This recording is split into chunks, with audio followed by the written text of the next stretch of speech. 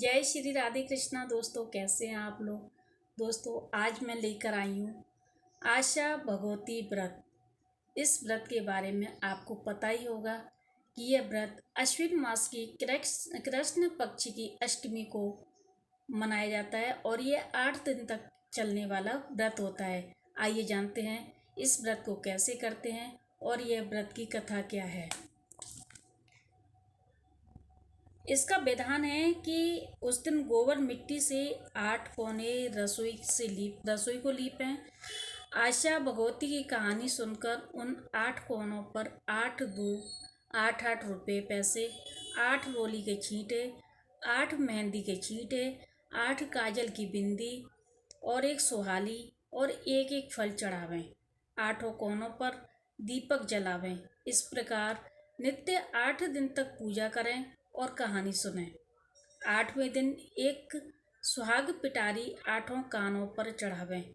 8वें दिन 8 सवालों का बायना निकालकर सासू जी को पैर छूकर देवें। यह व्रत 8 वर्ष तक करना चाहिए। 90 वर्ष में उज्मन करते हैं। उज्मन का मतलब होता है उद्यापन। इसकी एक कथा है जो मैं आपको सुनाती हूँ। हिमाचल में एक राजा था। उसके 2 पुत्रियां थीं।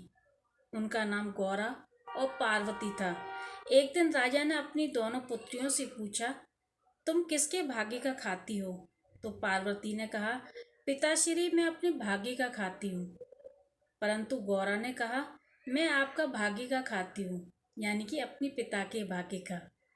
यह सुनकर राजा ने गौरा का विवाह एक राज परिवार के युवक से कर दिया तथा पार्वती का विवाह रास्ते में विकारी रूप धारण किए शिवजी के साथ कर दिया। शिवजी पार्वती को लेकर कैलाश पर्वत चल दिए। रास्ते में पार्वती जी का जहाँ भी पैर पड़ता वहाँ की दूब यानी कि घास जल जाती। शिवजी ने ज्योतिषियों से पूछा कि क्या दोष है कि जहाँ भी पार्वती पैर रखती हैं वहाँ की दूब भस्म हो जाती है। पंडितों ने बताया कि ये अपने मायके जाकर आशा भगवती का व्रत उज्जमन करे तथा इसका दोष मिट जाएगा। पंडितों के बताने पर शिवजी और पार्वती जी अच्छे अच्छे मूल्यवान वस्त्र धारण करके एवं गहने पहनकर पार्वती जी के मायके चल दिए। रास्ते में इन्होंने देखा कि एक रानी के बच्चा होने वाला है। रानी बहुत परेशान थी। यह कष्ट देखकर पार्वती जी शिवजी से बोली, हे नाथ, बच्चा होने में बहुत कष्ट होता है, अतः मेरी कोख बांध दो। शिवजी ने समझाया, कोख मत बंधवाओ, अन्यथा पीछे पछताओगे। कुछ आगे चले तो देखा कि एक घोड़ी के बच्चा हो रहा है।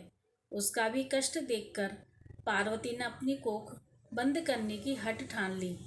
अंत में निराश होकर शिवजी ने पार्वती की कोख बंद कर दी।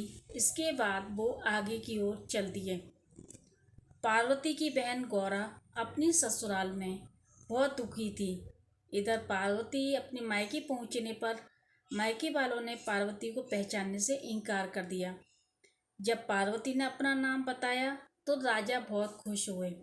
राजा को अपनी कही हुई पुरानी बात याद आ गई। राजा ने पार्वती से पुनः पूछा कि तू किसके भाग्य का खाती है। तो पार्वती ने उत्तर दिया, मैं अपने भाग्य का खाती हूँ। ऐसा कहकर पार्वती अपनी भाभियों के पास चली गई। वहाँ उसकी भाभियाँ आशा भगवती का उज्जमन कर रही थी। यह देखकर पार्वती जी बोली कि मेरे उज्जमन की कोई तैयारी नहीं है, नहीं तो मैं भी उज्जमन कर देती। तभी भाभियाँ बोली, तुम्हें क्या कमी है, तुम शिवजी से कहो, वो सब तैयारी कर देंगे। पार्वती जी ने शिवजी से उज्जमन करने के लिए सामान लाने को कहा। तब शिवजी ने पार्वती से कहा, यह अंगूठी ले लो और इससे जो भी मांगोगी वो तुम्हें मिल जाएगी। पार्वती जी ने उस मुद्रा से उज्जमन का सामान मांगा। मुद्रिका ने तुरंत सभी सामान 9 सुहागी की पिटारी सहित लाकर दे दिया। यह सब देखकर पार्वती की भाभियों ने कहा, हम तो 8 महीने से उज्जमन की तैयारी कर रही थी, तब जाकर सामान तैयारी कर सकी और तुमने थोड़ी सी देर में पूरी तैयारी कर ली। सबने मिलकर व्रत किया और धूमधाम से उज्जमन किया। शिवजी ने पार्वती से घर चलने को कहा। तब ससुर ने शंकर जी को भोजन करने के लिए बुलाया। राजा ने उन्हें सुंदर सुंदर भोजन तथा अनेक प्रकार की मिठाई खाने को दी। यह देखकर सब कहने लगे कि पार्वती को भिखारी के साथ ब्याह कर दिया, परंतु वह तो अपने भाग्य से ही राज्य कर रही है। शंकर जी ने सब रसोई की वस्तुएं खाते खाते समाप्त कर दी। रसोई में थोड़ी सी पतली सब्जी बची थी, तो पार्वती ने उसी सब्जी को खाकर पानी पीकर पति के साथ चल दी। रास्ते में दोनों प्राणी सुस्ताने के लिए एक पेड़ के नीचे लेट बैठ गए। भगवान शंकर ने पार्वती से पूछा, तुम क्या खाकर आई हो? तो पार्वती बोली, हे नाथ, आप तो अंतर्यामी हैं, आप सब कुछ जानते हैं, फिर ऐसा क्यों पूछ रहे हैं? शंकर जी बोले, रसोई में तो केवल थोड़ी सी पतली सब्जी बची थी, वही सब्जी और पानी पीकर तुम आ रही हो। इस पर पार्वती माता बोली कि महाराज, आपने मेरी सारी पोल खोल दी, अब आगे कोई बात मत खोलना। मैंने हमेशा ससुराल की इज्जत मायके में रखी है और मायके की इज्जत ससुराल में रखी है। इसके बाद आगे चलने पर जो धूप सूख गई वह हरी हो गई। शंकर जी ने सोचा कि पार्वती का दोष मिट गया और आगे बढ़ने पर पार्वती जी ने देखा वही रानी कुआं पूजने जा रही थी। पार्वती जी ने पूछा, महाराज ये क्या हो रहा है? तो शिव जी बोले कि यह वही रानी है जो प्रसव पीड़ा झेल रही थी, अब इसके लड़का हुआ है। महाराज मेरी भी कोख खोल दें। शिव जी बोले, मैं कैसे खोलूं? मैंने तो पहले कहा था कोख मत बंधवाओ, लेकिन तुमने जिद पकड़ रखी थी। इस पर पार्वती जी ने हाथ पकड़ ली और मेरी कोख खोलो, नहीं तो मैं इसी वक्त अपने प्राण त्याग दूंगी। पार्वती जी को हट देखकर शिव जी ने पार्वती के महल से गणेश जी को बनाया। पार्वती जी ने बहुत सारे निच्चार किए और कुआं पूजन भी किया। अब पार्वती जी कहने लगी, मैं तो सुहाग बांटूंगी, तो सब जगह शोर मच गया कि पार्वती जी सुहाग बांट रही हैं, जिसको लेना है ले लो।